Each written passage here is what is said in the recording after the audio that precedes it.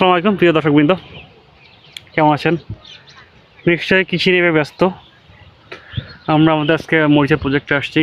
মোটামুটি মরিচের ফলন বেশ ভালো, তবে রিসেন্ট যে আপনার ঝড় হইলো আর কি, মানে পাথর বৃষ্টি, যার কারণে মরিচের গাছগুলো প্রায় নষ্ট হওয়ার পথে।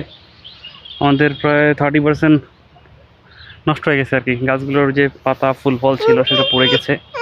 আসলে কৃষিকাজ সবচেয়ে কঠিন যে ব্যাপারটা সেটা হচ্ছে এই যে সমস্ত প্রাকৃতিক যে দুর্যোগগুলোকে মোকাবেলা করে ফাইনাল একটা প্রোডাক্ট তৈরি করতে হয়, এবং সেই প্রোডাক্টেরও মাঝে মাঝে দাম থাকে না।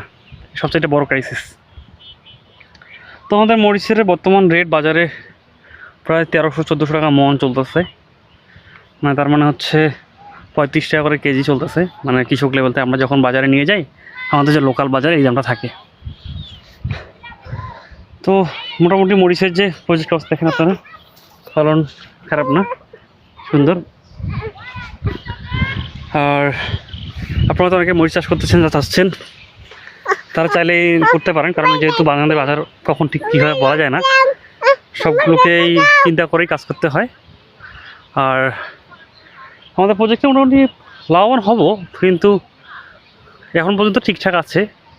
যদি আমাদের এই রেটটাও থাকে তাহলে আলহামদুলিল্লাহ আমাদের একটা প্রফিট আসবে।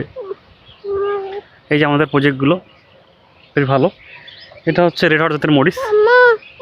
হ্যাঁ, তো দর্শক, আপনারা যদি চান যে আমাদের কাছে যে কোনো পরামর্শ ইস্যুতে বা হোক চারার জন্য জানাতে পারেন, আমরা আপনাদের সব সাপোর্ট দিয়ে পাশে থাকবো ইনশাল্লাহ।